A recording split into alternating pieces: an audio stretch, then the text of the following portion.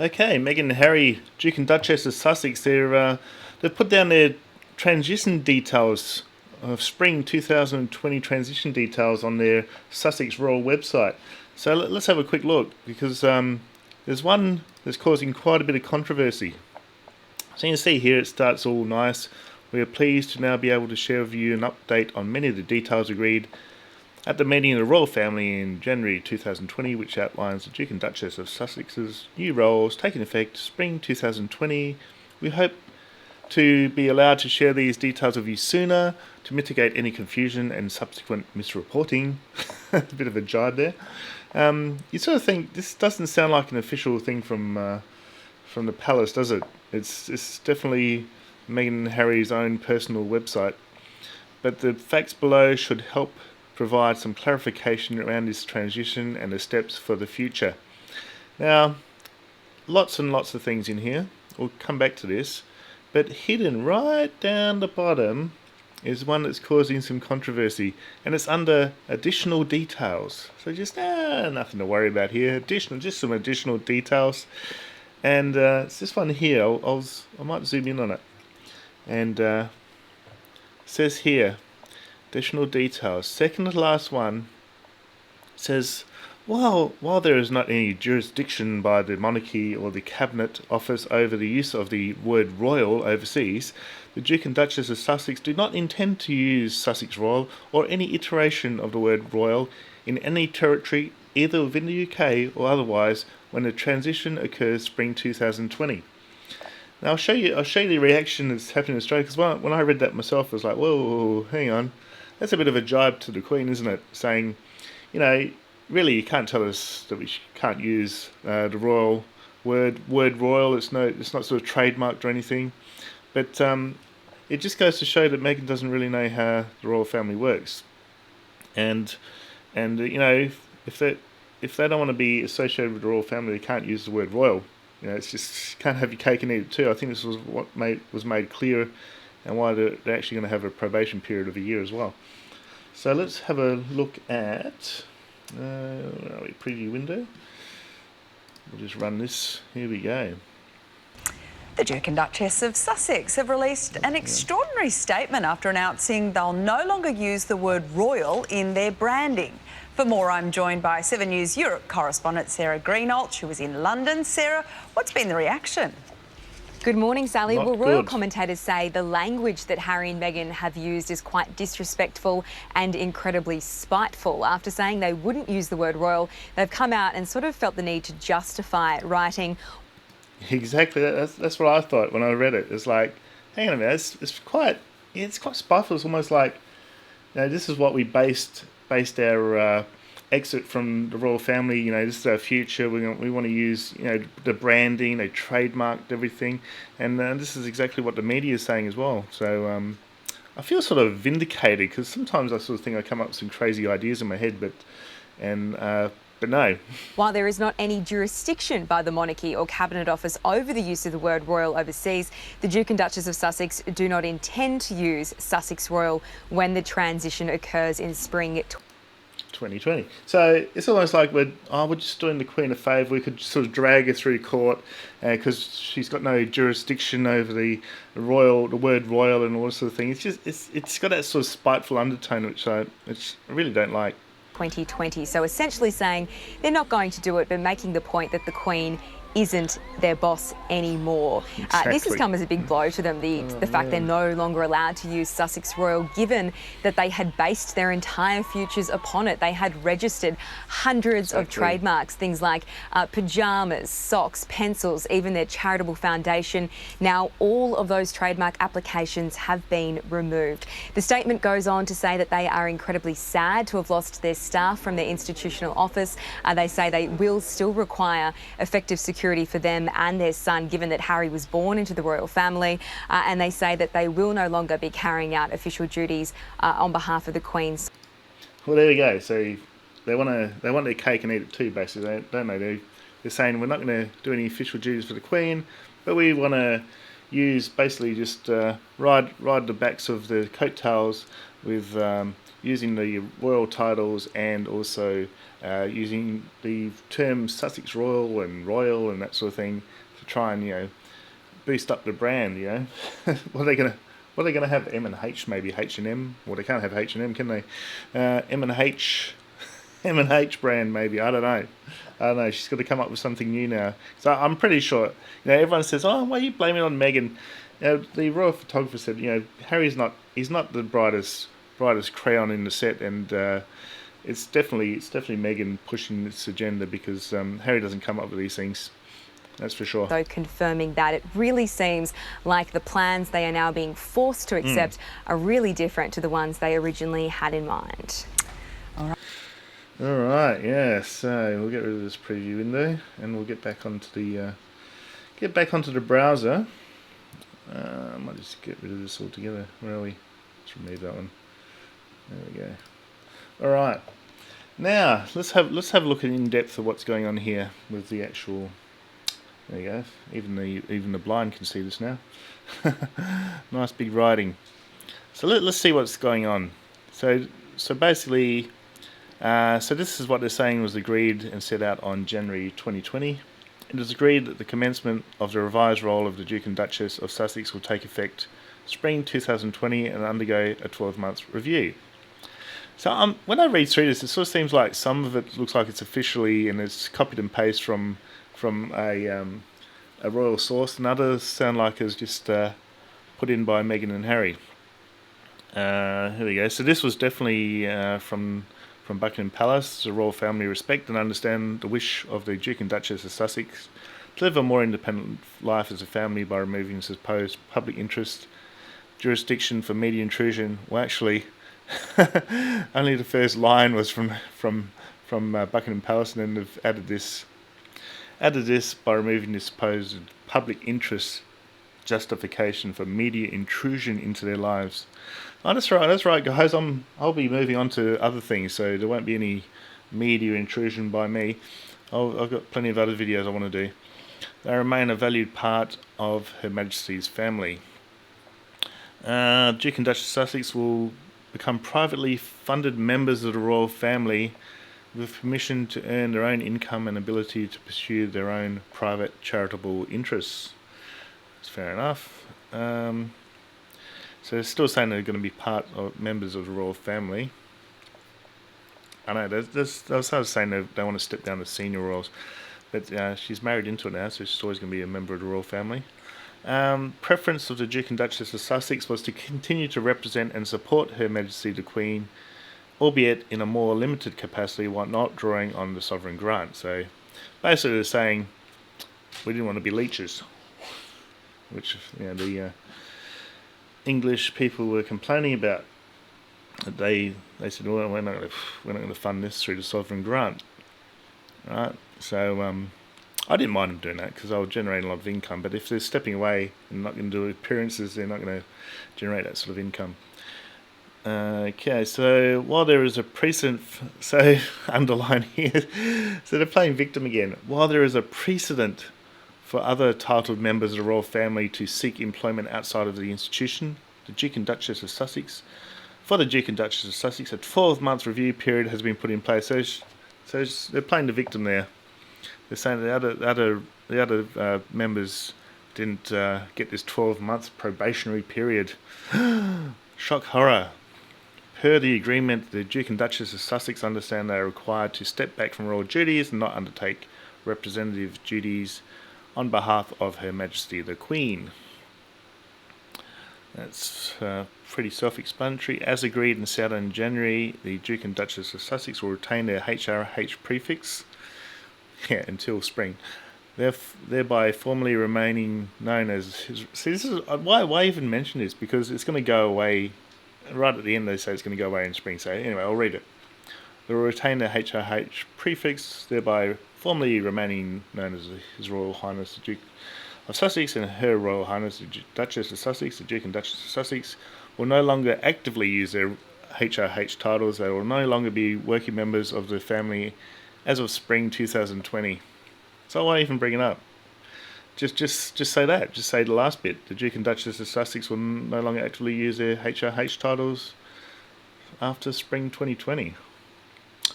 I guess they got to clarify because they're probably going to use it right up to that date. And it's quite ironic that it's going to be April Fool's Day, April the 1st, that they're going to be starting their probationary period. Okay, the grandson of Her Majesty and second son of the Prince of Wales, Prince Harry, the Duke and Duchess, the Duke of Sussex remains sixth in line to the throne of the British monarchy, and the order of precedence is unchanged. That's fair enough. As agreed, the Duke and Duchess will no longer be able to formally carry out official duties for the Queen or represent the Commonwealth, but they will, however, be allowed to maintain their patronages, including those that are classified as royal patronages. Notice how to put royal there, so it's a stickler for them. They want to use the term royal, don't they?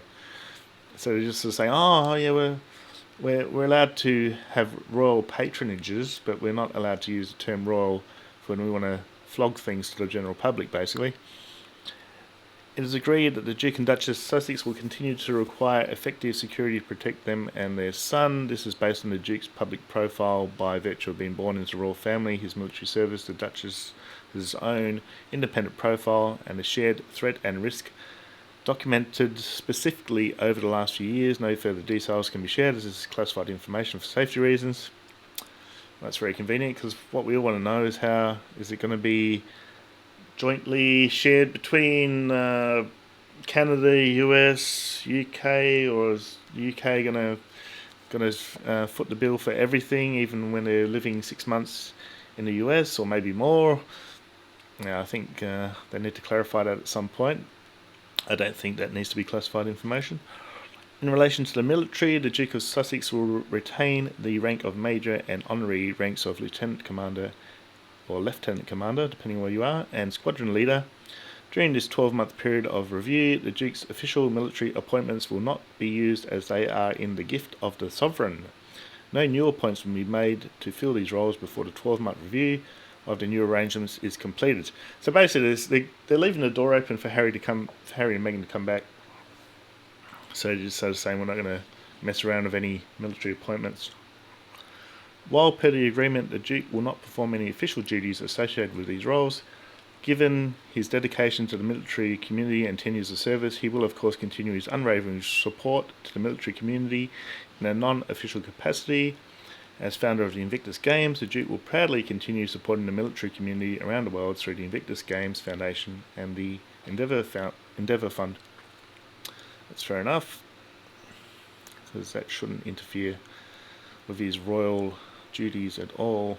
Based on the Duke and Duchess of Sussex desire to have a reduced role as members of the royal family, it was decided in January that the institutional office would have to be closed, given the primary funding mechanism for this office, official office at Buckingham Palace, is from the HRH, Prince of Wales, Sir Charles. The Duke and Duchess shared this news with their team personally on January once they knew of the decision, and have worked closely with their staff to ensure a smooth transition for each of them.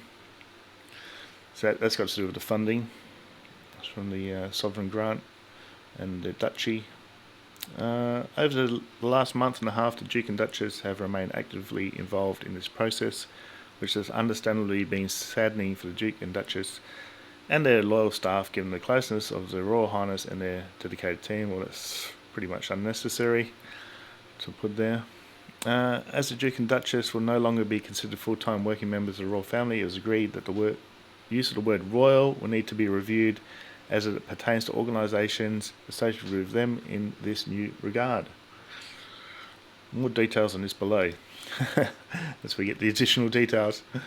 As shared in early January on this website, the Duke and Duchess of Sussex do not plan to start a foundation, but rather intend to develop a new way to effect change and complement the efforts made by so many excellent foundations globally. I think that was mentioned by somebody that they're just going to highlight people that they like, websites and organisations they admire, and they're going to put it on their Instagram. The creation of this non-profit entity will be in addition to their cause-driven work that they remain deeply committed to, while the Duke and Duchess are focused on plans to establish a non-profit organisation given the specific UK government rules surrounding the use of the word royal, here it comes again, has been therefore agreed that their non-profit organisation will not utilise the name Sussex Royal or any iteration of royal. So yeah, this sussexroyal.com will cease to exist. Someone will probably grab it. Maybe it'll just, I don't know, he's going to get it. Whether it'll roll over and they'll keep the domain. It's pretty cheap to keep the domain, even if they don't use it, just keep it blank. So you don't get any unscrupulous people using it. Okay, so for the above reason, the trademark applications that have been filed as protective measures and that reflected the same standard trademarking requests as done for the Royal Foundation of the Duke and Duchess of Cambridge have been removed. So all the little Sussex Royal for their socks and PJs and t-shirts and pencils and all sorts of things, they won't be using Sussex Royal. While there's, that's the one which was the contentious issue, while there's no jurisdiction by the monarchy, blah blah blah, won't be using the royal, won't be using royal. As the Duke and Duchess of Sussex continue to develop their non-profit organisation and plan for their future, we hope that you use this site as a source for factual information. In spring 2020, their digital channels will be refreshed as they introduce a new exciting phase to you. Yay! That's going to be interesting. Let's see, there was a couple of things here that I wouldn't mind clicking on. Cause-driven work. So what have they got here? Okay. So this is probably showing all their causes here. Supporting community. Alright. That's fair enough. So it's basically just pointing to other parts of their website. Okay, so there we go. And that's what's causing all the kerfuffle here in Australia and around the world. That it's a bit of a jibe saying that they should be able to use it because the monarchy has no jurisdiction over the word royal. Which is fair enough, but it all comes down to respect, doesn't it? It comes down to respect of the institution, the monarchy, the Queen herself. No, because if they're not part of the royal family as such, you know, and they're using royal terms and endorsing products and everything, now it's like anything. So for example, I went to I think the can's over in the recycle bin at the moment, but they had like a I'll go full screen, have a chat to you guys. They had like a Coca-Cola promotion down at my local shopping mall, as you say in US, and you could write whatever you like on there, and you put your name on there. So I thought I'll test this out. You know me, I like to probe a bit, and so I put oh here you go, ran out 10 minutes. I put coronavirus on it. I thought we'll see if you print that. So this would have been enjoy Coke with coronavirus, because it sort of enjoy Coke with, you know, you put your name there. And sure enough, the guy sort of printing and said, what were you printing? I said, one was coronavirus, and I think it was Allah is great or something on the other one. So I thought I knew to sort of reject it, but I wanted to see if I could pass it through. But yeah, it's that sort of vein that there's, you know, the monarchy needs to protect their brand, and anything associated with that brand. So, you know, Sussex Royal is you know, a place in the UK, so you can't sort of say that's a generic thing.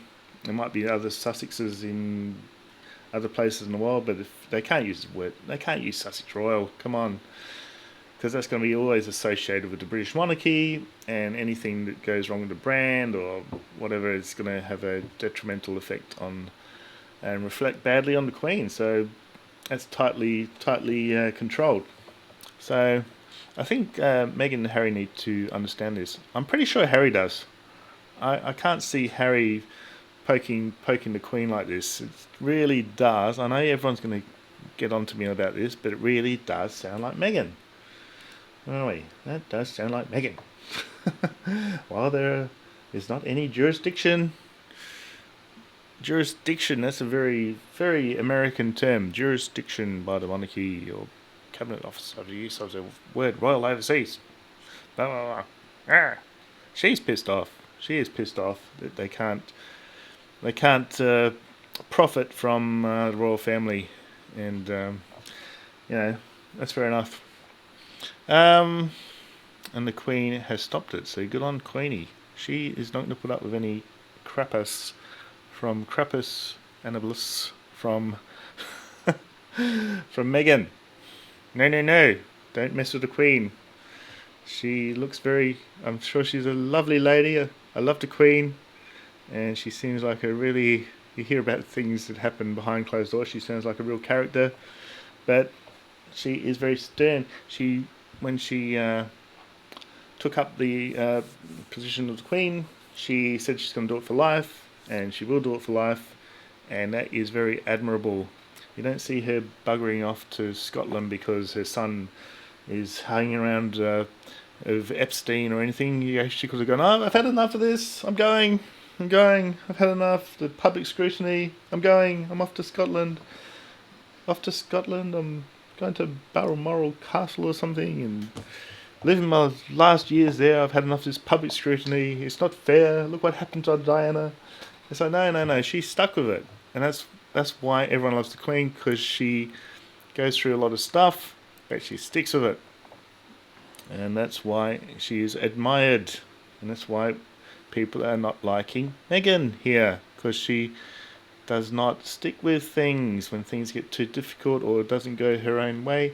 She ghosts people, and this is what her family was saying. And if you step back, if you're an alien from the Alpha Centauri, and you were looking at the Earth and looking down and seeing what was going on, you'd be pointing the finger at Meghan, because it is following a familiar pattern that her family all warned us about, but we didn't listen. But it was always in the back of our minds that maybe they were onto something. So there we go. I'll leave the video there. Oh gee, 22 minutes looks like it's been recording for. That is way too long. You should go and do some more important things than listen to me. But listen for next time, because it could be something interesting. Okay, cheers guys.